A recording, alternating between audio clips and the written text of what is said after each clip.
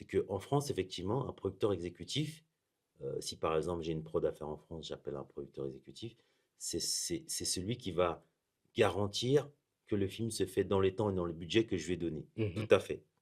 Mais aux États-Unis, ça s'appelle un line producer. D'accord. Aux États-Unis, le line producer, c'est celui à qui tu donnes le budget et il est responsable de payer tout le monde et de faire qu'il n'y ait pas des dépassements de budget par jour. Mmh.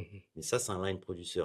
C'est pas dans le sens de l'appellation que nous on a ici en France. D'accord. En France, un line producer, on dirait que c'est un directeur de production ici pour nous en France, tu vois. D'accord, Mais le OK. problème, c'est que le directeur de production en France, il n'a pas des responsabilités aussi énormes qu'un line producer aux États-Unis. Moi, j'ai vu sur les films que j'ai fait aux États-Unis, le line producer, c'est carrément, c'est lui qui a les clés. Par exemple, le film que j'ai produit avec Randy Couture, tout ça et tout, au départ, même, il ne devait pas avoir Randy Couture. On avait on avait un premier investisseur qui avait mis de l'argent et tout.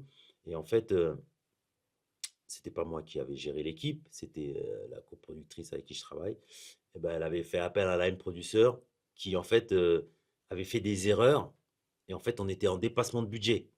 Mmh. Donc du coup, l'acteur qu'on avait au départ, il pouvait pas rester plus longtemps que ça et tout, voilà, donc il a fallu le repayer et tout. Donc du coup, ça a tout chamboulé et puis, bah, on a plus pu tourner, donc on a dû repartir sur un autre financement. Mmh. Donc le line producer aux États-Unis, il est très, très important. En fait, c'est comme si tu lui confiais les clés de la banque, quoi. D'accord. Tu vois, c'est ça. OK, OK.